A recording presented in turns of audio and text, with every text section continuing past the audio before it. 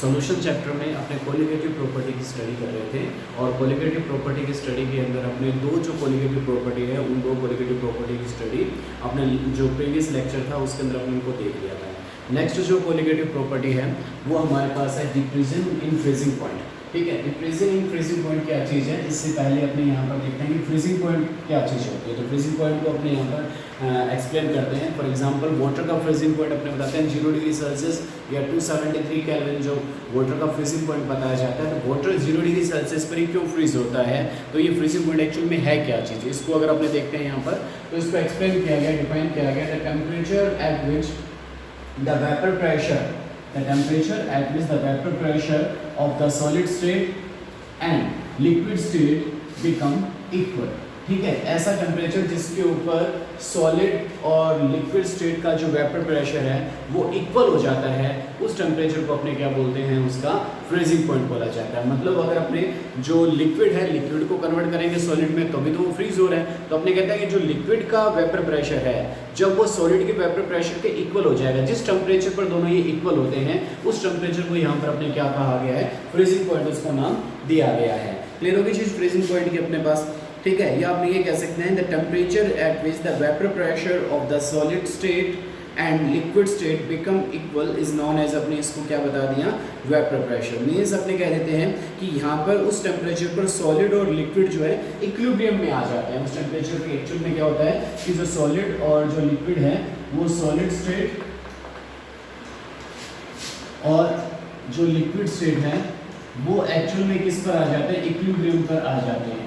ठीक है, तो इक्विलिब्रियम की कंडीशन उसके अंदर बन जाती है।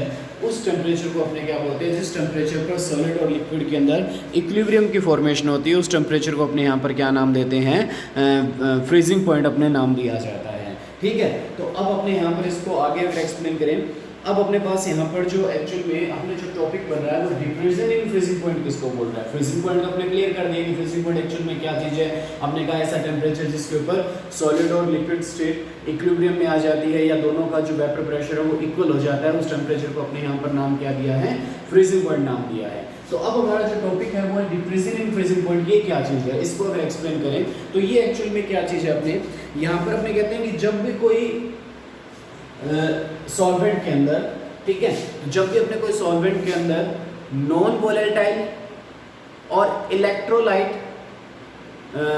सॉल्यूट को मिक्स किया जाता है। देखो दो वर्ड ले रहा हूँ मैं यहाँ पर, एक तो ले रहा हूँ नॉन वोलेटाइल और एक इलेक्ट्रोलाइट, दोनों वर्ड यहाँ पर अपने इसमें यूज में लिया है।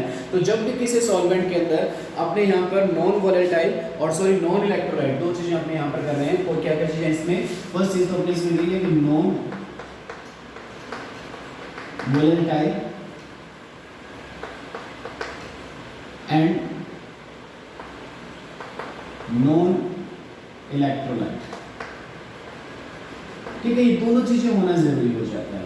ठीक है, वो इलेक्ट्रोलाइट भी नहीं होना चाहिए। मीन्स अगर अब इलेक्ट्रोलाइसिस का हो रहा है जैसे NaCl है, NaCl आयनाइज्ड हो रहा है, तो ऐसा सब्सटेंस भी नहीं होना चाहिए। उसका इफेक्ट क्या पड़ता है, तो वो एबनॉर्मल जो मोलर मास करेंगे, जो नेक्स्ट अपने जो लेक्चर में एबनॉर्मल मोलर मास की बात करूंगा वहां पर इसको एक्सप्लेन करेंगे कि अगर आपने इलेक्ट्रोलाइट यहाँ पर यूज में ले रहे हैं तो इन कोलिगेटिव प्रॉपर्टी पर क्या इफेक्ट पड़ता है। तो इसलिए अपने कहा कि जो सॉल्यूट चूज करना है वो सॉल्यूट एक्चुअल में कैसा होना चाहिए, हमारे पास वो सॉल्यूट होना चाहिए नॉन वोलेटाइल नेचर का होना चाहिए और नॉन इलेक्ट्रोलाइट नेचर का होना चाहिए। तो अब जब भी अपने किसी भी सॉल्वेंट के अंदर नॉन वोलेटाइल और नॉन इलेक्ट्रोलाइट सॉल्यूट को मिक्स किया जाता है तो अपने को पता है कि उस सॉल्वेंट का जो वेपर प्रेशर है वो क्या हो जाता है, डिक्रीज हो जाता है। इसको अपने क्या बोलते हैं, लोअरिंग इन वेपर प्रेशर नाम दिया जाता है। क्लियर है चीज, तो उसको चीज को क्या नाम दे दिया जाता है, लोअरिंग इन वेपर प्रेशर अपने नाम दे दिया जाएगा।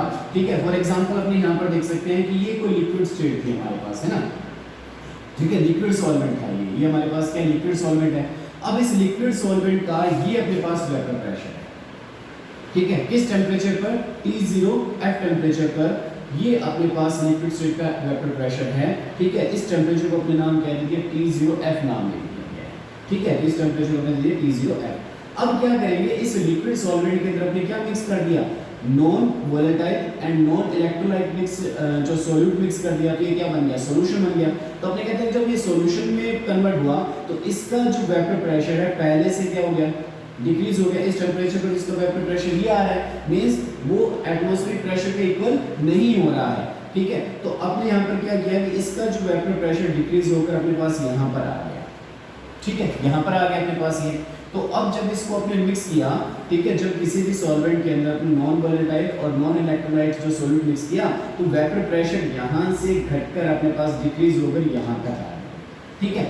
अब अपने पास जो फ्रीजिंग पॉइंट की डेफिनेशन दी है, फ्रीजिंग पॉइंट की डेफिनेशन क्या है, द टेम्परेचर, ठीक है, eight which the vapour pressure solid and liquid state become equal.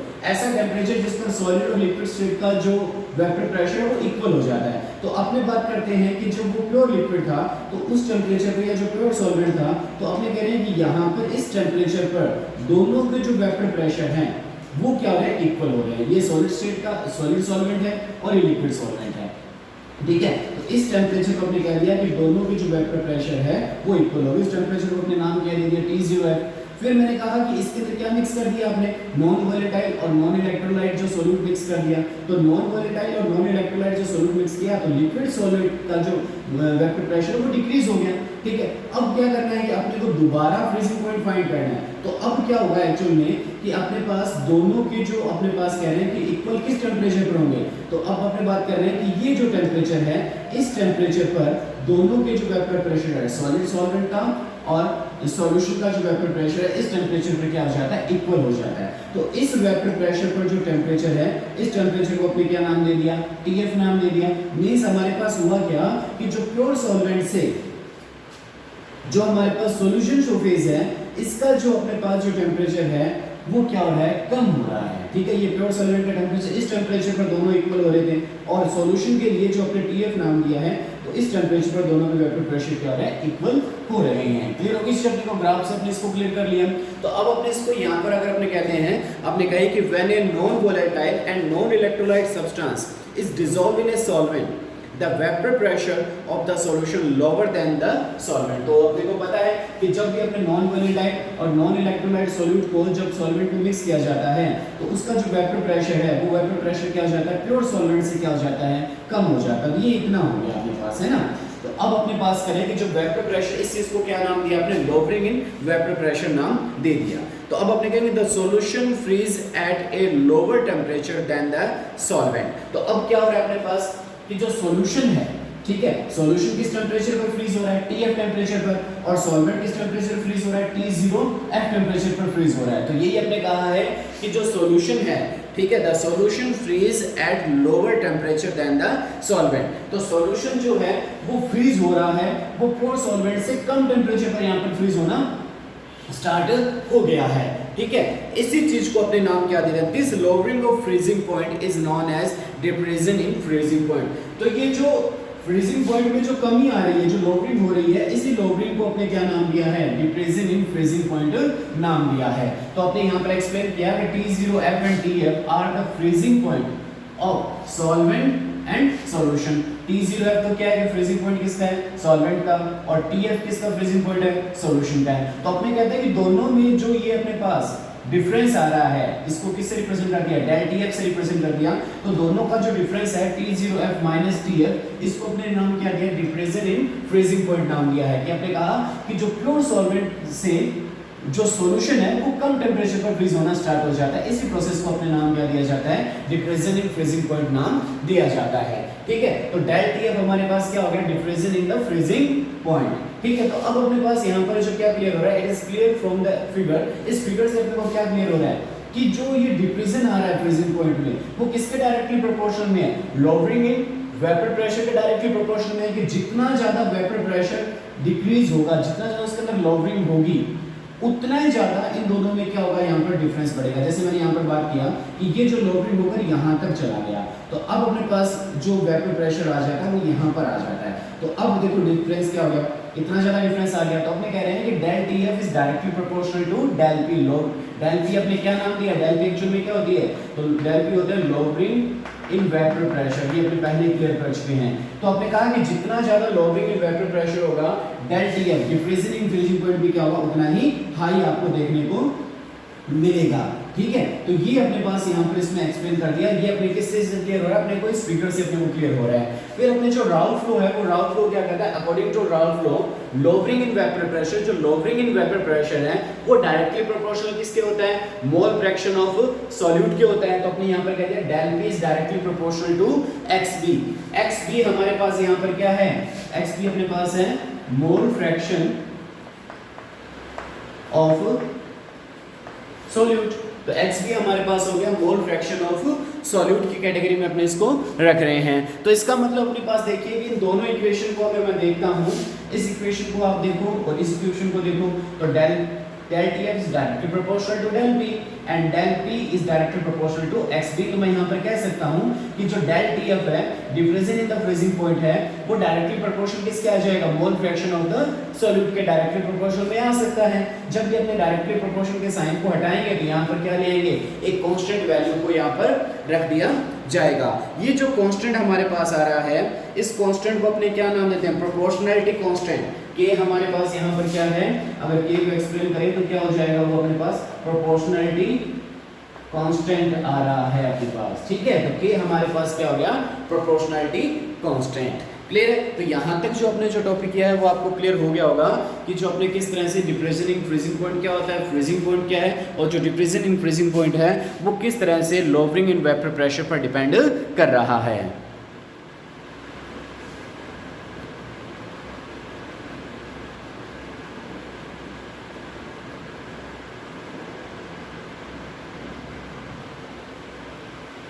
तो अभी जो अपने इसमें रिजल्ट निकाला, वो रिजल्ट अपने क्या निकाला था कि जो del T F is equal K X B. ठीक है, के क्या था, प्रोपोर्शनैलिटी कांस्टेंट था, एक्स बी क्या चीज थी, मोल फ्रैक्शन ऑफ सॉल्यूट। तो एक्स बी एक्चुअल में क्या चीज है, एक्स बी अपने इसको क्या लिख सकते हैं, N B divide by N A plus N B की फॉर्म में लिखा जा सकता है। ठीक है, तो ये हमारे पास किसकी वैल्यू होगी, एक्स बी की वैल्यू हमारे पास आ रही है कि एक्स बी एक्चुअल में हमारे पास कितना आ रहा है। ठीक है, अब इसमें अपने जो यहाँ पर जो ये वैल्यू ली है, अपने कह रहे हैं कि फॉर ए डायल्यूट, क्योंकि अपने कहा जो राउल्फ फ्लो है ये अपने राउल्फ फ्लो के अकॉर्डिंग आ रहा है, और अपने पता है कि जो राउल्फ फ्लो है वो किस पर फॉलो होता है, डायल्यूट सॉल्यूशन पर फॉलो होता है। तो अपने कह सकते हैं फॉर डायल्यूट सॉल्यूशन, ठीक है, क्योंकि आपने बताया कि इसके राउल्फ फ्लो को फॉलो करवाया, राउल्फ फ्लो किस पर फॉलो होता है, डायल्यूट सॉल्यूशन पर फॉलो होता है। तो मैं कह सकता हूं कि जो NB है, ठीक है, सॉल्यूशन का जो NB है, ठीक है, NB is very less than to NA।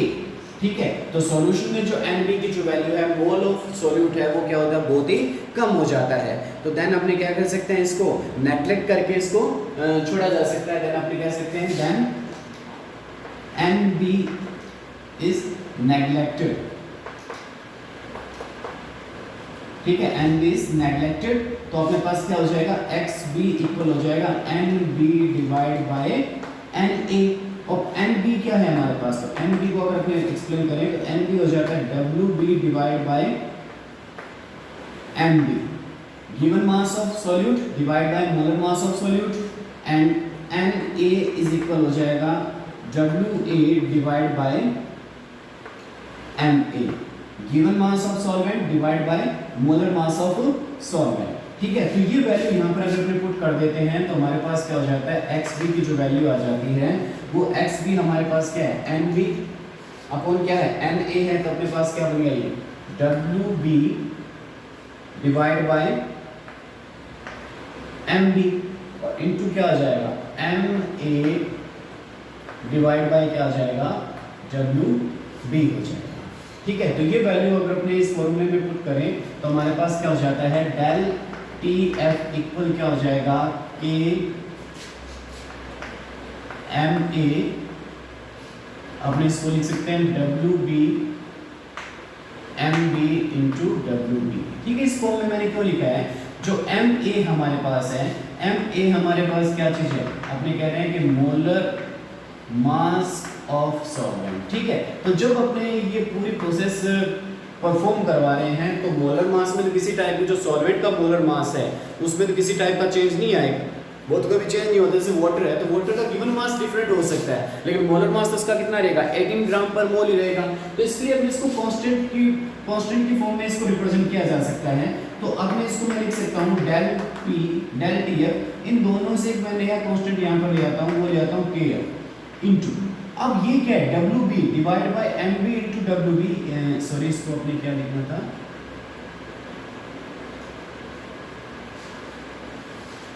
W B divide by M B W A. ठीक है, तो ये जो चीज हमारे पास सामने आ रही है W be given mass of solute divide by molar mass of solute into given mass of solvent. तो ये जो टर्म है, इस टर्म पूरी टर्म को अपने क्या बोल सकते हैं, मोलैलिटी बोला जा सकता है। तो ये हमारे पास क्या हो सकती है, मोलैलिटी। ठीक है, तो ये चीज टर्म बन रही है हमारे पास, मोलैलिटी टर्म बन रही है, तो मैं इसको लिख सकता हूं स्मॉल m। ठीक है, इसका मतलब जो डेल टीएफ है वो डायरेक्टली प्रोपोर्शनल किसके आ रहा है, मोलैलिटी के डायरेक्टली प्रोपोर्शनल में आ रहा है। कि जो डिप्रेशन इन फ्रीजिंग पॉइंट है वो डायरेक्टली प्रोपोर्शनल किसका रहता है, मोलैलिटी के, जो मोलैलिटी के डायरेक्टली प्रोपोर्शनल में रहता है।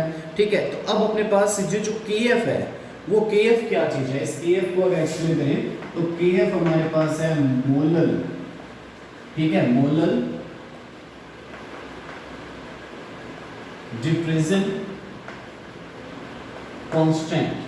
ठीक है, केएफ को क्या बोला जा सकता है, मोलल डिप्रेशन कांस्टेंट बोला जा सकता है, या इसको क्या बोल सकते हैं अपने क्रायोस्कोपिक कांस्टेंट, या इसको नाम दे सकते हैं अपने यहाँ पर क्रायोस्कोपिक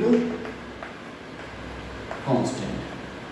ठीक है, तो मोलर डिप्रेशन कांस्टेंट क्या इसको नाम दिया जा सकता है, यहाँ पर क्रायोस्कोपिक कांस्टेंट इसको नाम दिया जा सकता है।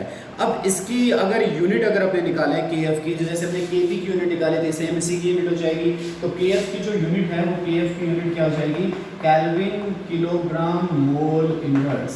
केएफ की जो यूनिट है वो केएफ की यूनिट क्या हो जाएगी, केल्विन किलोग्राम मोल इनवर्स हो जाएगी। इस फॉर्मूले से अपने केएफ की वैल्यू को फाइंड आउट किया जा सकता है कि केएफ हमारे पास क्या आ सकता है। तो केएफ एक्चुअली में अपने पास आ जाएगा del TF divide by M. ठीक है, तो टीएफ केल्विन, एम क्या होता है मोल पर केजी, तो इससे अकॉर्डिंग अपने पास केएफ की यूनिट क्या होगी, केल्विन किलोग्राम मोल इनवर्स। ठीक है, तो इस फॉर्मूले से अपने क्या किया जा सकता है, यहाँ पर जो अपना जो टॉपिक चल रहा था वो टॉपिक ये चल रहा था कि इन फॉर्मूले से अपने क्या निकाल सकते हैं, determination the molar mass of solute को फाइंड किया जा सकता है। तो determination of molar mass of solute को अगर फाइंड करना चाहें तो अपने जो टॉपिक जो बन रहा है वो टॉपिक बन रहा है अपने पास determination of molar mass of solute. ठीक है, तो अपने जो क्वालिटेटिव प्रॉपर्टीज इस वैल्यू को फाइंड किया जाता है। m हमारे पास जो मोलैलिटी है, मोलैलिटी को क्या बोला जाता है, given mass divide by molar mass into given mass of solvent. ठीक है, अब अपने जो सॉल्वेंट का जो गिवन मास अगर अपने किलोग्राम में ले रहे हैं तो अपने 1000 यूज में नहीं लेंगे, अगर अपने ग्राम में अगर गिवन मास ले रहे हैं तो अपने यहाँ पर 1000 को यूज में ले लिया जाता है। तो अपने पास जो KF की जो वैल्यू है वो KF क्या हो जाएगा हमारे पास, सॉरी जो डेल TF है वो क्या हो जाएगा, KF into WB into 1000 divide bye MB into WA। ठीक है, तो अपने को यहाँ पर फाइंड क्या करना है, मोलर मास ऑफ सॉल्वेंट को फाइंड करना है। तो मोलर मास ऑफ सॉल्वेंट क्या हो जाएगा, तो मोलर मास ऑफ सॉल्वेंट की वैल्यू को अगर फाइंड करना चाहें तो हमारे पास क्या हो जाएगा, जो solute molar mass of solute इसको फाइंड करना चाहें तो MB हमारे पास क्या आ जाएगा, KF into WB into 1000 divide by del TF into WA। ठीक है, ये 1000 कब यूज में लिया है, मैंने कहा कि अगर WA की वैल्यू अगर आप किलोग्राम में यूज में ले रहे हो तो 1000 यूज में नहीं लेना है, अगर ग्राम में यूज में ले रहे हो तो आपको यहाँ पर 1000 को यूज में लेना है।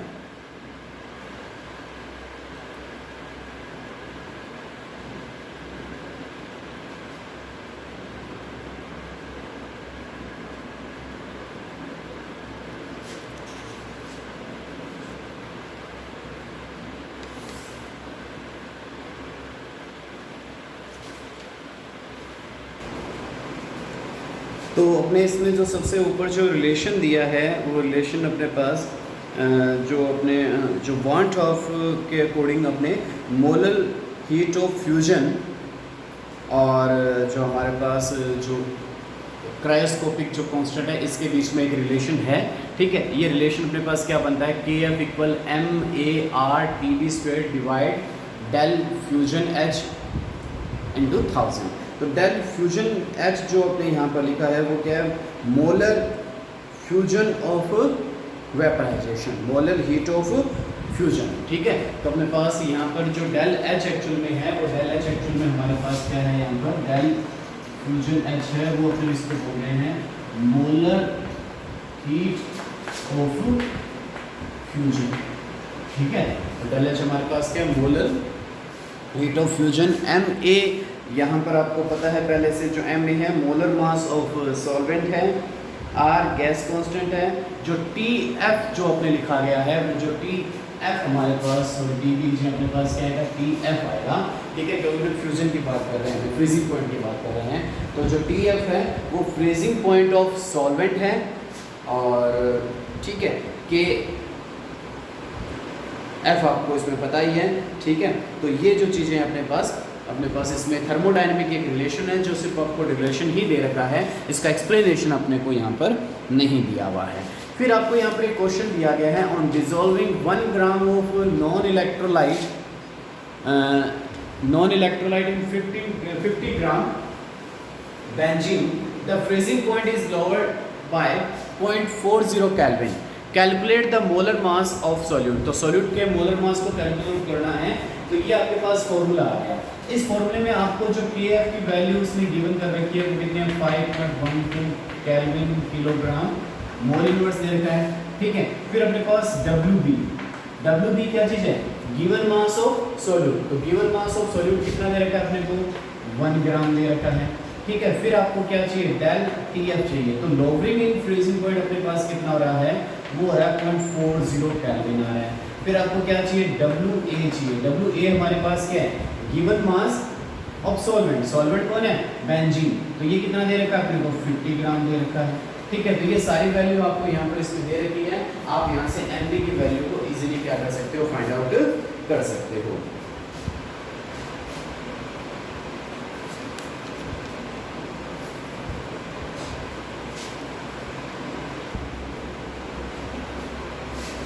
नेक्स्ट जो कोलिगेटिव प्रॉपर्टी है, लास्ट जो कोलिगेटिव प्रॉपर्टी हमारे पास आ जाती है ऑस्मोटिक प्रेशर। ठीक है, तो ऑस्मोटिक प्रेशर क्या है, बेसिकली इसको अपने जो डेली लाइफ में अगर देखा जाए ऑस्मोटिक प्रेशर क्या है, अपने क्या देखते हैं कि कई बार जो अपने पास जो एग है उस एग के जो अपने उसके ऊपर की जो शेल है जो कैल्शियम कार्बोनेट की बनी हुई है, उस शेल को अगर अपने रिमूव कर दें और उसको अगर सॉल्ट सॉल्यूशन के अंदर रख दिया जाए तो जो एग है वो एग क्या हो जाता है, श्रिंक हो जाता है। ठीक है, या आपने इसका एग्जांपल ले सकते हैं कि अपने पास जो दूसरा एग्जांपल है, कई बार अपने जो अंगुलियां हैं वो अंगुलियां अगर सलाइन वाटर के अंदर चली जाती है तो अभी अपने क्या देखते हैं कि उसके अंदर हमारे पास जो हमारी जो अंगुलियां हैं वो कैसी सिकुड़ सी जाती है, उसके अंदर श्रिंक हो जाती है। तो ये जो एग्जाम्पल बनता है वो एग्जाम्पल भी हमारे पास इसी का ही एग्जाम्पल बनता है। या आपने वेजिटेबल का एग्जांपल देख सकते हैं कि जो वेजिटेबल्स है वो अगर धूप में अगर अपने पड़ी रहती है तो अपने क्या देखते हैं कि वो वेजिटेबल्स है वो श्रिंक हो जाती है, वो सिकुड़ जाती है, वो मुरझा सी जाती है। तो अपने उसके अंदर अगर पानी में डाल देते हैं या कोई फ्लोर है उस फ्लोर को अगर अपने पानी में रखते हैं तो वो अपने ओरिजिनल जो स्ट्रक्चर है उसको बनाए रखता है। तो ये जो एग्जाम्पल बन रहे हैं वो सारे ऑस्मोसिस के एग्जाम्पल हैं। या आपने पिकल्स का एग्जाम्पल देख सकते हैं कि पिकल्स जो रॉ मैंगो है, एग्जाम में क्वेश्चन भी आया हुआ है कि जब रॉ मैंगो को सलाइन वाटर में रखा जाता है तो उसके ऊपर क्या इफेक्ट पड़ता है। ठीक है, तो अपने देखते हैं जो रॉ मैंगो है, कच्चा आम जो है उसको अगर अपने नमक के पानी के अंदर रख दिया जाता है तो जो आम है वो क्या हो जाएगा, श्रिंक हो जाता है, वो सिकुड़ जाता है। तो ये एग्जाम में पूछा गया क्वेश्चन है। तो ऐसा अपने देखते हैं कि जब अपने पिकल्स बनाते हैं तो जो कच्चा जो आम है या जो रॉ मैंगो है उसको अपने छोटे छोटे उसके पीसेस करके उसके ऊपर नमक डाल देते हैं। आज के टाइम आजकल के जो दिन चल रहे हैं उनमें ये चीज़ की जा रही है। ठीक है, क्योंकि अब जो आम या जो कच्चे आम अपने पास आ रहे हैं तो उनके ऊपर नमक डालकर छोड़ दिया जाता है। तो क्या होता है, नमक क्या करता है, जो सॉल्ट क्या करेगा, उस जो रॉ मैंगो के अंदर जो पानी है, जो एक्स्ट्रा वाटर है, उस एक्स्ट्रा वाटर को क्या निकाल लेता है, बाहर निकाल लेता है। ठीक है, तो ये ऑस्मोसिस के प्रोसेस से ही हो पाता है ये सारा। या आपने देखते हैं कि जो ऑस्मोटिक प्रेशर के थ्रू ही हो सकता है, या जो रूट्स है वो रूट से जो पानी वो जो अपने जो पेड़ है उसके जो लीफ तक जो पहुंचता है वो भी ऑस्मोसिस के थ्रू ही पहुंच पाता है। तो ये जो सारा जो कंडीशन अपने बता रहे हैं, ठीक है, वो सारी ऑस्मोसिस के थ्रू ही हो रही है। बड़ी इंपॉर्टेंट चीज़ है ऑस्मोसिस। ये आपने देखते हैं कि जो जितने भी अपने पास जो आइस ड्रॉप्स है, उस आइस ड्रॉप्स पर आपको जो लिखा हुआ मिलता है 0.9% सोल्यूशन, ठीक है। तो 0.9% का जो मीनिंग क्या हो जाता है, उससे कम परसेंटेज का सॉल्ट वाटर क्यों नहीं यूज़ में लेते हैं, उससे ज़्यादा क्यों नहीं लेते हैं, या जो ड्रिप दी जाती है ड्रिप के ऊपर पे अपने को 0.9% लिखा हुआ मिलता है। तो ये जो सारा ऑस्मोसिस के वजह से ऐसा सब कुछ अपने को देखने को मिलता है। तो वो पूरी स्टडी अपने यहाँ पर देखेंगे। तो अपने सबसे पहले ऑस्मोसिस की डेफिनेशन देखें। तो ऑस्मोसिस की जो डेफिनेशन है वो क्या है, the process in which the solvent molecule, ठीक है, the process in which the solvent molecules flow eight their own form the low concentration side to the high concentration side through a semi permeable membrane, ठीक है। जो solvent है वो solvent molecule अपने solution के अंदर खुद, ठीक है, किस तरफ, लो कंसंट्रेशन से हाई कंसंट्रेशन की तरफ मूव करता है। किसकी हेल्प से, सेमी परमेबल मेम्ब्रेन की हेल्प से वो मूवमेंट इसमें देता है। तो अपने सबसे पहले बात करेंगे जो सेमी परमेबल मेम्ब्रेन क्या चीज है।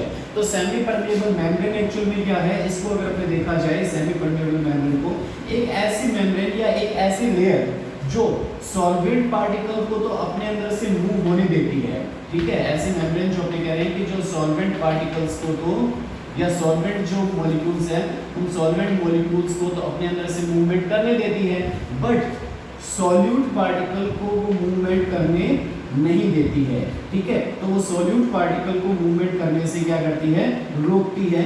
ऐसी मेम्ब्रेन को अपने क्या बोला जाता है, सेमी परमेबल मेम्ब्रेन बोलते हैं। क्यों ऐसा क्यों होता है कि ये जो सेमी परमेबल मेम्ब्रेन है इसके अंदर छोटे छोटे होल्स बने हुए हैं, ठीक है। तो जिन पार्टिकल का साइज इन होल से छोटा होगा वो पार्टिकल्स इसके अंदर इजीली मूव कर जाएंगे। तो अपने ये मान रहे हैं कि जो सॉल्वेंट पार्टिकल है इनके पार्टिकल का साइज क्या होता है, स्मॉल होता है, लेकिन सॉल्यूट पार्टिकल के साइज क्या है, बड़ा है।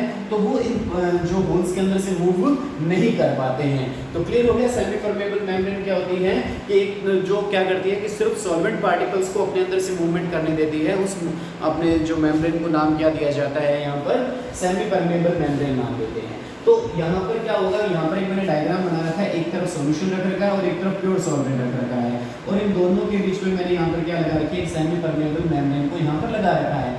तो मूवमेंट किस तरफ होगा, ये जो अपने साइड ए है और ये साइड कौन सी आ जाती है, बी है। तो इस सेमी परमेबल मेम्ब्रेन से मूवमेंट तो अपने को पता है कि वो किसका होगा, सॉल्वेंट का होगा। तो सॉल्वेंट मूव किस तरफ करेंगे, आपने कहा low concentration to high concentration. यहाँ पर तो प्योर सॉल्वेंट है, इट मींस यहाँ पर कंसंट्रेशन सॉल्वेंट की क्या है, हाई है, और यहाँ पर जो सॉल्वेंट की कंसंट्रेशन, क्योंकि सॉल्यूशन के अंदर दो चीजें होती है, सॉल्यूट प्लस सॉल्वेंट। तो अपने जो मोल फ्रैक्शन है XA प्लस XB का टोटल क्या होता है, 1 होता है। तो सॉल्वेंट का मोल फ्रैक्शन यहाँ पर 1 नहीं है, उससे 1 से क्या है, कम है। तो इस तरफ कंसंट्रेशन क्या है, लो है। तो इसका मतलब यहाँ पर क्या हुआ कि जो सॉल्वेंट पार्टिकल है वो सॉल्यूशन में से किस तरफ मूव करेंगे, प्योर सॉल्वेंट की तरफ मूवमेंट शो जो करेंगे। इस चीज को अपने यहाँ पर क्या नाम दिया गया है, ऑस्मोसिस की प्रोसेस अपने यहाँ पर नाम दिया गया है। या अपने यहाँ पर जो इसको एक दूसरे डायग्राम के थ्रू भी अगर अपने समझ सकते हैं, यहाँ पर क्या किया गया कि अपने पास एक कंटेनर है और इस कंटेनर के अंदर अपने यहाँ पर क्या किया गया, एक सेमी परमेबल मेम्ब्रेन लगा दिया। तो ये अपने पास क्या है, इसके अंदर एक सेमी परमेबल मेम्ब्रेन SPM लगी हुई है। यहाँ पर सॉल्यूशन दोनों तरफ भी मैंने क्या फिल कर दिया, सॉल्यूशन ही फिल कर रखा है, ठीक है। ये सॉल्यूशन हमारे पास A है और ये सॉल्यूशन क्या है हमारे पास B है। ये जो सॉल्यूशन A है उसकी जो कंसंट्रेशन है वो लो कंसंट्रेशन का है, और जो सॉल्यूशन B है वो हाई कंसंट्रेशन का है। अब कंसंट्रेशन लो का मतलब क्या हो गया, इसकी जो कंसंट्रेशन है वो क्या है, 0.5 m का ले लेते हैं अपने, और ये जो ले लेते हैं अपने 0.9 m का ले लेते हैं। तो एक की जो कंसंट्रेशन वो हाई होगी और एक की कंसंट्रेशन क्या है हमारे पास, लो है। तो अब जो मूवमेंट है सेमी परमेबल जो मेम्ब्रेन है उसमें से कौन करेगा, सॉल्वेंट पार्टिकल ही मूवमेंट करेगा। तो सॉल्वेंट पार्टिकल की जो मूवमेंट आपको देखने को मिलेगी वो किस तरफ देखने मिलेगी, तो ये एक अपनी डेफिनेशन कह सकते हैं इसके अंदर कि एक ऐसा प्रोसेस जिसके अंदर जो हमारे पास जो सॉल्वेंट के जो पार्टिकल्स हैं वो सॉल्वेंट के पार्टिकल्स लो कंसंट्रेशन वाले सॉल्यूशन से हाई कंसंट्रेशन वाले सॉल्यूशन की तरफ क्या करते हैं, मूव करते हैं। उस प्रोसेस को किसके थ्रू, सेमी परमेबल मेम्ब्रेन के थ्रू मूवमेंट करते हैं। उस प्रोसेस को अपने क्या नाम देते हैं, ऑस्मोसिस नाम देते हैं। नई डेफिनेशन भी हो सकती है।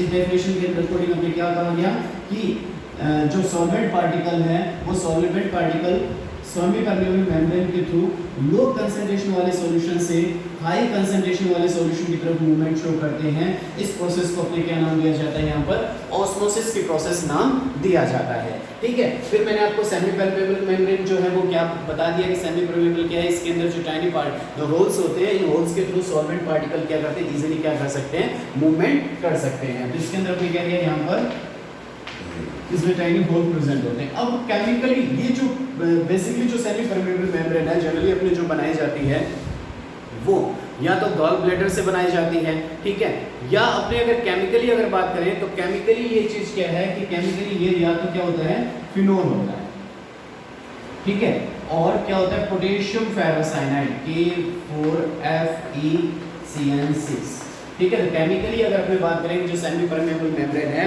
वो सेमी परमेबल मेम्ब्रेन जो क्या होती है, या तो फिनोल होता है या पोटेशियम फेरोसाइनाइड की बनी हुई होती है, ठीक है। तो ये तो होगी अपने सेमी परमेबल मेम्ब्रेन की बात, और ऑस्मोसिस की अपने डेफिनेशन बता दी। अब इसी से मिलता जुलता, ऑस्मोसिस से मिलता जुलता अपने एक शब्द और आता है, वो आता है डिफ्यूजन, ठीक है। ऑस्मोसिस से मिलता जुलता हमारे पास एक वर्ड जो आ रहा है वो वर्ड क्या आ रहा है, डिफ्यूजन आ रहा है।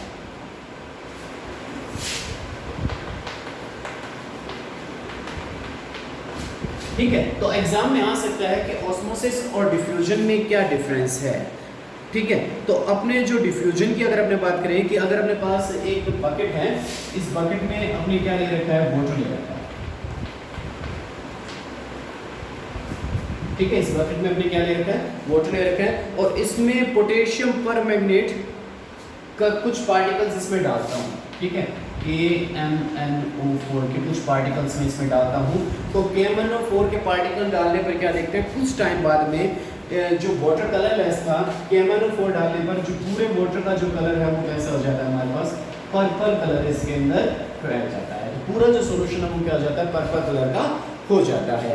ऐसा क्यों हुआ, तो अपने कहते हैं कि एक ऐसा प्रोसेस जिसमें हाई कंसंट्रेशन वाले जो पार्टिकल्स का जो मूवमेंट है वो लो कंसंट्रेशन वाले पार्टिकल की तरफ होता है, उस प्रोसेस को नाम क्या देते हैं अपने पास, डिफ्यूजन की प्रोसेस नाम दिया जाता है। तो इसमें जो पार्टिकल्स की जो मूवमेंट है वो किस तरफ होती है, high concentration to low concentration, ठीक है, विदाउट सेमी परमेबल मेम्ब्रेन, ठीक है। तो दो डिफरेंस हो गया ऑस्मोसिस और डिफ्यूजन में। ऑस्मोसिस के प्रोसेस के लिए अपने को सेमी परमेबल मेम्ब्रेन होनी चाहिए, जबकि डिफ्यूजन में ऐसी सेमी परमेबल मेम्ब्रेन की ज़रूरत अपने को नहीं पड़ती है। ऑस्मोसिस में क्या होता है कि जो सॉल्वेंट पार्टिकल्स हैं वो सॉल्वेंट पार्टिकल्स मूवमेंट किसकी हो रही है, सॉल्वेंट पार्टिकल की हो रही है, किस तरफ, लो कंसंट्रेशन वाले सॉल्यूशन से हाई कंसंट्रेशन वाले सॉल्यूशन की तरफ हो रही है। और इसके अंदर जो पार्टिकल्स की मूवमेंट है वो high concentration to low concentration में पार्टिकल्स की मूवमेंट अपने को देखने को मिल रही है। तो ये ऑस्मोसिस और डिफ्यूजन में दोनों में क्या हो गया, डिफरेंस आ गया। क्या इसमें डिफरेंस हो सकता है।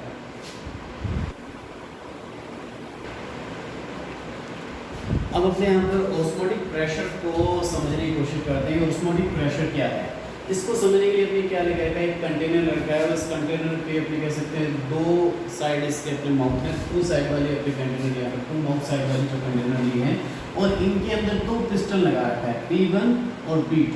ये जो पिस्टन वो फ्रैक्शनल लेस और मास लेस पिस्टन है, ठीक है।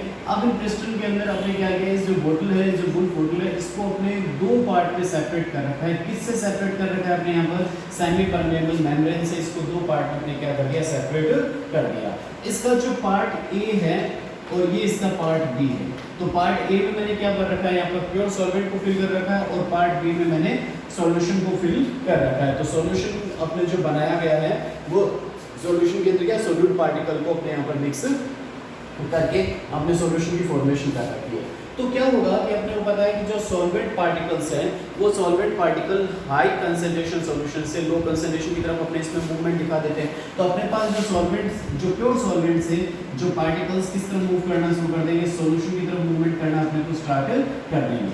ठीक है। तो होगा क्या एक्चुअल में अपने यहाँ पर देखा जाए तो जैसे मूव करेंगे ये जो पिस्टन है वो पिस्टन क्या होगा नीचे की तरफ आएगा, ठीक है, और ये पिस्टन क्या होगा ऊपर की तरफ होगा। ये होगा ना इसमें अपने को कि जो देखने को मिलेगा, क्योंकि ये तरफ अपने पास क्या होगा कि जो मूवमेंट सॉल्वेंट की क्या हो रहा है इस तरफ हो रही है, सॉल्यूशन की तरफ हो रहा है, तो सॉल्यूशन वाला जो पिस्टन है वो क्या हो जाएगा ऊपर की ओर उठना स्टार्ट हो जाएगा और ये वाला पिस्टन क्या हो जाएगा नीचे की तरफ आना स्टार्ट हो जाएगा। तो ये पिस्टन एक्चुअल में नीचे की तरफ आ रहा है और ये पिस्टन कहाँ है ऊपर की तरफ अपने को उठता हुआ दिखाई दे रहा है, ठीक है। तो जैसे जैसे ये सॉल्वेंट इस तरफ जाते जाएंगे पिस्टन क्या होता जाएगा ये ऊपर की ओर उठता जाएगा। तो ऑस्मोटिक प्रेशर क्या है, ऑस्मोटिक प्रेशर क्या है आपने लिखा है the addition pressure required to stop flow of solvent is known as the osmotic pressure. अगर सिंपल सी भाषा में अपने कहें कि जो एक ऐसा एडिशनल प्रेशर, एक ज्यादा जो एडिशनल प्रेशर जो लगाया जाए किस पर, जो स्टॉप कर सके किसको, जो सॉल्वेंट के जो पार्टिकल्स की जो मूवमेंट है उस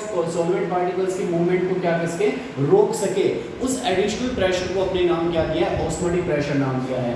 तो मैं क्या करता हूँ ये ऊपर की तरफ उठ रहा है, इसको रोकने के लिए मैं बाहर से इसके ऊपर क्या लगा रहा हूँ एक प्रेशर को अप्लाई कर रहा हूँ। वो प्रेशर क्या करेगा, ये जो P एक्सटर्नल जो प्रेशर है वो P एक्सटर्नल प्रेशर इस सॉल्वेंट की मूवमेंट को क्या कर देगा, क्योंकि जब ये सॉल्यूशन जब सॉल्वेंट इस तरफ आएगा तो उसको फैलने के लिए जगह चाहिए, तो अपने उसके ऊपर एडिशनल अगर प्रेशर लगा दिया P एक्सटर्नल अगर इस पर लगा दिया तो होगा क्या कि जो सॉल्वेंट की जो मूवमेंट है वो सॉल्वेंट की मूवमेंट क्या हो जाएगी रुक जाएगी। उसी एडिशनल प्रेशर को अपने यहाँ पर क्या नाम दिया है ऑस्मोटिक प्रेशर नाम दिया है। क्लियर हो गया अपने पास, the additional pressure required to stop the flow of solvent is known as the osmotic pressure, ठीक है। ये जो ऑस्मोटिक प्रेशर है वो एक्चुअल में हाइड्रोस्टैटिक प्रेशर होता है। कैसा प्रेशर होता है osmotic pressure, osmotic pressure is hydrostatic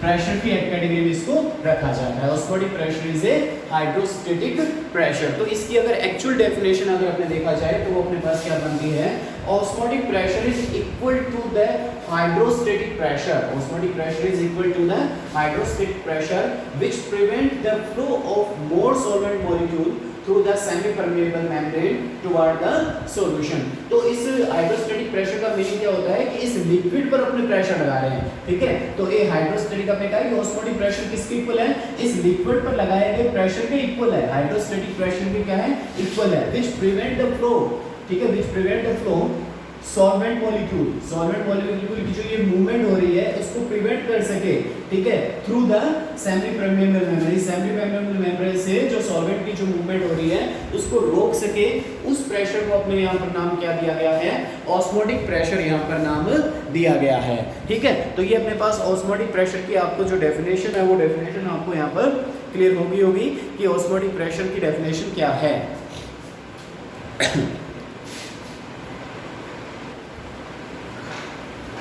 अपने जो वांट आपने जो आइडियल गैस पर जो कुछ एक लॉ अप्लाई किए थे उसी तरह के कुछ लॉ अपने यहाँ पर सॉल्यूशन पर भी अप्लाई करते हैं, ठीक है। तो इसको क्या बोला जाता है लॉ ऑफ ऑस्मोटिक प्रेशर, ठीक है। जो वांट आपने अपने को दिए थे तो वांट ऑफ बॉयल्स लॉ, तो वांट ऑफ बॉयल्स लॉ क्या है पाई इनवर्सली प्रोपोर्शनल टू V।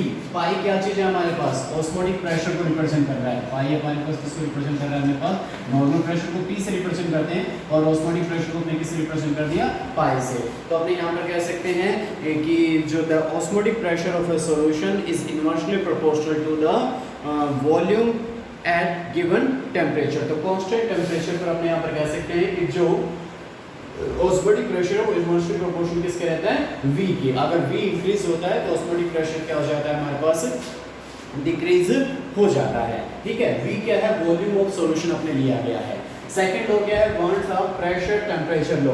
तो van't Hoff pressure temperature law ये क्या है हमारे पास the osmotic pressure of a dilute solution is proportional to the absolute temperature if the volume is constant. तो अपने कह रहे हैं कि जो ऑस्मोटिक प्रेशर है वो डायरेक्टली प्रोपोर्शनल किसके आ रहा है एब्सोल्यूट टेम्परेचर के। T अपने पास यहाँ पर क्या है एब्सोल्यूट टेम्परेचर को रिप्रेजेंट कर रहा है, ठीक है, inversely proportional to absolute temperature where V is constant. कब होता है ये जब V की वैल्यू क्या होती है कांस्टेंट होती है। तो अगर इन दोनों लॉ को कंबाइन करते हैं तो हमारे पास क्या बन जाएगा pi equal to T upon V। ठीक है, अब इनवर्सली का जब साइन हटाएं तो यहाँ पर कांस्टेंट ले आते हैं, वो कांस्टेंट हमारे पास क्या है, S है। ठीक है, दिस इक्वेशन को अपने लिख सकते हैं पाई इक्वल S T। कब? जब हमारे पास जो नंबर ऑफ मोल्स कितने हो, 1 मोल हो। अगर नंबर ऑफ मोल्स हमारे पास क्या हो, n मोल हो, तो अपने इसको किस फॉर्म में लिखा सकता है, पाई इक्वल NS T। हमारे पास जो S है वो S एक्चुअल में क्या, सॉल्यूशन कांस्टेंट है। ठीक है, तो अपने पास जैसे PV इक्वल nRT थी, उसी तरह से इक्वेशन बन गई पाई इक्वल NST। ठीक है, उसको अपने आइडियल गैस इक्वेशन बोलते हैं और इस इक्वेशन को अपने क्या नाम दे देते हैं, सॉल्यूशन इक्वेशन, इसको नाम दे दिया जाता है। ठीक है, अब जो S है वो S एक्चुअल में है क्या, तो कहा है the numerical value of S, जो S की जो न्यूमेरिकल वैल्यू है is equal to that at R। तो जो S की जो न्यूमेरिकल वैल्यू है R के इक्वल होती है। R क्या हमारे पास क्या है, गैस कांस्टेंट की क्या होती है, इक्वल होती है।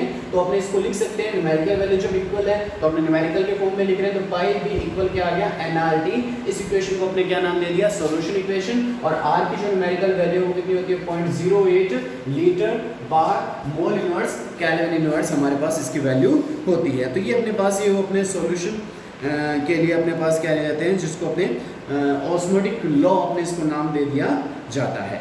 ठीक है, तो अब अपने इस ऑस्मोटिक लॉ के बाद में अपने जो यहाँ पर मेन जो टॉपिक चल रहा था वो ये टॉपिक ये चलता था कि इन कोलिगेटिव प्रॉपर्टी की हेल्प से अपने क्या पॉइंट करना चाहते हैं, इन कोलिगेटिव प्रॉपर्टी की हेल्प से अपने जो सॉल्यूट पार्टिकल्स हैं उन सॉल्यूट पार्टिकल्स के अपने जो उसका जो मोलर मास है उसको अपने क्या करना चाहते हैं, फाइंड आउट करना चाहते हैं। तो इसको अगर अपने यहाँ पर जो ये इक्वेशन है, इस इक्वेशन को जो लॉ इक्वेशन से अपने यहाँ पर आगे इसमें चलें,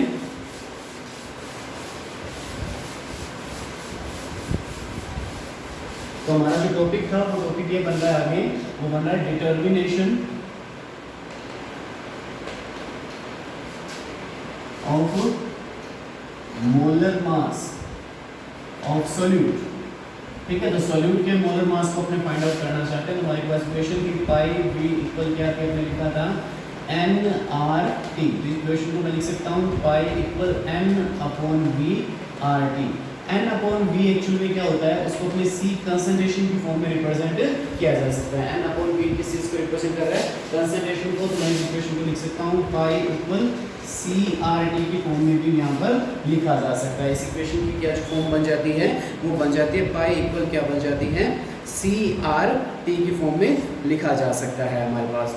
जो n क्या है, n को अगर अपने एक्सप्लेन करें यहाँ से, तो n क्या होता है, number of moles of solute. तो ये क्या होता है, given mass divide by molar mass. तो अपने इस इक्वेशन में लिखें तो हमारे पास क्या बन जाएगा, पाई इक्वल WB इंटू क्या हो जाएगा, divide by MB into VRT। ठीक है, तो ये हमारे पास क्या है, given mass of solute divide by molar mass of solute into V। इस पूरी टर्म को अपने क्या बोला जाता है, ये हमारे पास जो टर्म बनी है, जो हमारे पास WB divide by MB into जो V बना है, इसको क्या बोला जाता है, मोलैरिटी बोला जाता है। अभी तक अपने मोलैरिटी को यूज में ले रहे थे टर्म को, और अब अपने यूज में ले रहे हैं मोलैरिटी को। तो तीनों कोलिगेटिव प्रॉपर्टी में हमने मोलैरिटी टर्म को यूज में लिया था, यहाँ पर क्या ले रहे हैं, मोलैरिटी। तो अपने यहाँ पर कह सकते हैं कि जो पाई है वो इक्वल किसके आ गया, MRT के हमारे पास क्या हो जाता है, इक्वल आ जाता है। M क्या है, मोलैरिटी। तो अपना जो टॉपिक यहाँ पर था, उस टॉपिक के अंदर अपने यहाँ पर क्या कर रहे थे, अपने यहाँ पर जो अपने MD की वैल्यू को क्या करना है, यहाँ पर अपने को फाइंड आउट करना है। तो MD की वैल्यू को जो फाइंड आउट किया जाएगा, तो MD हमारे पास क्या हो जाएगा, इसमें हमने लिख सकते हैं WB इंटू RT और डिवाइड बाई क्या आ जाएगा, पाई इंटू V। ठीक है, अब वही सेम चीज आ जाती है, वॉल्यूम ऑफ सॉल्यूशन को अगर आप लीटर में लेते हो तो 1000 को यूज में नहीं लोगे, और अगर आप लीटर में यूज में नहीं ले रहे हो तो यहाँ पे क्या ले लोगे, 1000 को यूज में ले लोगे। ठीक है, तो ये चीज अपने पास क्या है कि ये अपने पास determination of molar mass of solute को अपने with help of colligative property of osmotic pressure को अपने यहाँ पर क्या कर लिया, फाइंड आउट कर लिया। अब इसी फॉर्मूले पर बेस्ड एक क्वेश्चन दे देगा अपने को। क्वेश्चन क्या है, calculate the osmotic pressure of 5% urea solution at 0 degree Celsius. ठीक है, आपको इसने क्वेश्चन क्या दिया है, इस इक्वेशन को अगर हम डिटर्मिनेशन करने के बाद में आपको क्या है, calculate the osmotic pressure of 5% urea solution. तो आपको पाई की वैल्यू निकालनी है, तो पाई की वैल्यू निकालने के लिए क्या दे रखा है, 5% यूरिया सॉल्यूशन दे रखा है। तो 5% यूरिया सॉल्यूशन का मतलब क्या हो गया कि जो WB की जो वैल्यू है वो कितना दे दिया आपको, 5 ग्राम दे दिया। ठीक है, WB कितना दे दिया आपको, 5 ग्राम दे दिया अपने को। सेकंड V जो दे रखा है वो V कितना दे दिया उसने अपने को, 100 ml V दे रहा है। तो V की वैल्यू अपने को कितनी दे दी उसने, 100 दे दी। ठीक है, फिर अपने को यहाँ पर जो MB है, यूरिया का जो फॉर्मूला है, उस यूरिया के फॉर्मूले से अपने MB की वैल्यू निकाल सकते हैं। यूरिया क्या होता है, NH2CONH2। तो इससे उसकी जो वैल्यू आ जाएगी 16 ग्राम पर मोल आ जाएगी। यूरिया का फॉर्मूला क्या होता है, NH2CONH2। ठीक है, जिससे हमने क्या निकाल लिया, जो इसके MB की वैल्यू को फाइंड आउट कर लिया। R की वैल्यू आपको मैं पहले से दे रखी है, R की वैल्यू क्या होती है, 0.0821। T उसने क्या लेकर रखा है, एट 0 डिग्री सेल्सियस। तो अपने को क्या लेना है, केल्विन में लेना है। तो कितना हो जाएगा, 273 केल्विन हो जाएगा। ठीक है, तो अपने को यहाँ पर इस फॉर्मूले में सारी कुछ दे रखा है। आपको यहाँ से इसके ऊपर में पाई की वैल्यू को निकालना चाहते हैं, तो पाई कितना हो जाएगा, इनटू MB। इस फॉर्मूले में वैल्यू को पुट कर देंगे और अपने क्या निकाल लेंगे, पाई की वैल्यू को यहाँ पर फाइंड आउट कर लिया जाएगा।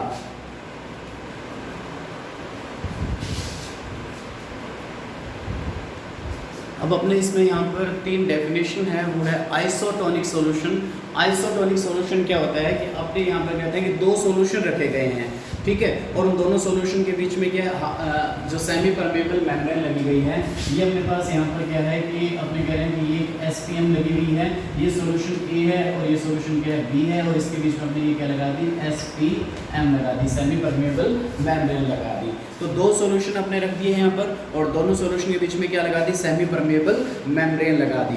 तो अपने यहाँ पर जो आइसोटोनिक सॉल्यूशन क्या होगा, the solution was osmotic pressure are equal are known as isotonic solution. तो अगर इन दोनों सॉल्यूशन के अगर ऑस्मोटिक प्रेशर अगर इक्वल है, ठीक है, इक्वल ऑस्मोटिक प्रेशर वाले सॉल्यूशन है, तो उस ऐसे सॉल्यूशन को अपने हम नाम क्या देते हैं, आइसोटोनिक सॉल्यूशन नाम देते हैं। दोनों का ऑस्मोटिक प्रेशर क्या आ रहा है हमारे पास, इक्वल आ रहा है। तो सेम ऑस्मोटिक प्रेशर वाले जो सॉल्यूशन होंगे वो हमारे पास क्या होते हैं, आइसोटोनिक सॉल्यूशन होते हैं। कब होते हैं, जब इन दोनों की जो कंसंट्रेशन है वो कंसंट्रेशन दोनों सॉल्यूशन की क्या हो जाती है, इक्वल हो जाती है। तो ऐसे सॉल्यूशन हमारे पास क्या हो जाते हैं, आइसोटोनिक सॉल्यूशन की कैटेगरी में आते हैं। सेकंड हमारे पास हाइपरटोनिक सॉल्यूशन क्या है, out of 2 solution A and B of different osmotic pressure. इन दोनों A और B के जो ऑस्मोटिक प्रेशर में क्या है, डिफरेंस है। The one which has higher value of osmotic pressure is comparison to the other solution. तो उन दोनों के जब अपने कह रहे हैं कि जो ऑस्मोटिक प्रेशर डिफरेंट है, उनमें से जिसकी ऑस्मोटिक प्रेशर हाई है उसको क्या बोला जाता है, हाइपरटोनिक सॉल्यूशन की कैटेगरी में उसको रखा जाता है। क्लियर हो गया कि दोनों जो डिफरेंट सॉल्यूशन है उनकी दोनों की कंसंट्रेशन में डिफरेंस है, उन दोनों की कंसंट्रेशन में जो डिफरेंस होगा तो उनका ऑस्मोटिक प्रेशर भी डिफरेंट होगा। तो उनमें से हाई ऑस्मोटिक प्रेशर वाला जो सॉल्यूशन होगा उसको नाम क्या देंगे, अपने हाइपरटोनिक सॉल्यूशन नाम देंगे। और हाइपोटोनिक सॉल्यूशन क्या होता है कि अगर इन दोनों सॉल्यूशन में से जिसका ऑस्मोटिक प्रेशर लो रहेगा उसको अपने नाम क्या दे देंगे, यहाँ पर हाइपोटोनिक सॉल्यूशन नाम दे दिया जाएगा। क्लियर होगी चीज अपने। अब इसको समझाने के लिए मैंने यहाँ पर 3 डायग्राम बना रखे हैं। इनमें मैंने एक रेड ब्लड सेल को ले रखा है और रेड ब्लड सेल के अंदर जो सॉल्ट वाटर की जो कंसंट्रेशन होती है वो 0.9% W/3 होती है। ठीक है, इस रेड ब्लड सेल को अपने क्या कर दिया कि यहाँ पर 3 सॉल्ट सॉल्यूशन में रखा गया है। पहला जो सॉल्ट सॉल्यूशन है उसकी कंसंट्रेशन क्या है, 0.9% है। सेकंड सॉल्ट सॉल्यूशन की कंसंट्रेशन 0.8% है और थर्ड की जो कंसंट्रेशन कितनी है, 0.1% है। तो यहाँ पर देखते हैं कि दोनों की इक्वल कंसंट्रेशन आ रही है। तो दोनों इक्वल कंसंट्रेशन आ रही है, इट मींस ये जो सॉल्यूशन होगा वो कैसा होगा, आइसोटोनिक सॉल्यूशन की कैटेगरी में आ जाएगा। सेकंड में एक की कंसंट्रेशन 0.9 है और एक की कंसंट्रेशन क्या है, 0.8 है। तो आपने कहा कि जिसकी कंसंट्रेशन हाई होती है वो कौन सा होता है, हाइपोटोनिक सॉल्यूशन, हाइपरटोनिक सॉल्यूशन होता है। तो आरबीसी यहाँ पर क्या है, हाइपरटोनिक है। ठीक है, और थर्ड में देखें तो आरबीसी 0.9 है और बाहर जो सॉल्ट सॉल्यूशन है 1% है। तो यहाँ पर जो आरबीसी हो जाता है वो कैसा हो जाता है, हाइपोटोनिक सॉल्यूशन की कैटेगरी में आ जाता है। तो अपने जो ऑस्मोसिस की जो डेफिनेशन दी थी उस ऑस्मोसिस की डेफिनेशन में आपने कहा था कि जो सॉल्वेंट पार्टिकल्स हैं वो सॉल्वेंट पार्टिकल्स लो कंसंट्रेशन वाले सॉल्यूशन से हाई कंसंट्रेशन वाले सॉल्यूशन की तरफ क्या करते हैं, मूवमेंट करते हैं। तो यहाँ पर तो मूवमेंट होगा ही नहीं और यहाँ पर कहते हैं लो सॉल्यूशन से high concentration, it means water RBC के अंदर जाएगा, और यहाँ पर वाटर आरबीसी से क्या निकलेगा, बाहर निकलेगा। तो यहाँ तो जो आरबीसी है वो क्या हो जाएगी, श्रिंक हो जाएगी, और यहाँ पर आरबीसी क्या हो जाएगी, पहले से क्या हो जाएगी, फूल जाएगी। ठीक है, तो ये जो चीज़ें अपने से यहाँ पर पूछा जा सकता है कि हाइपर और हाइपोटोनिक सॉल्यूशन के बेस पर अपने से पूछा जा सकता है कि जो सॉल्वेंट की जो मूवमेंट है वो किस तरफ अपने को देखने को यहाँ पर मिलेगी। तो ये सॉल्वेंट के जो मूवमेंट के बेस पर भी अपने को यहाँ पर क्वेश्चन आ सकता है।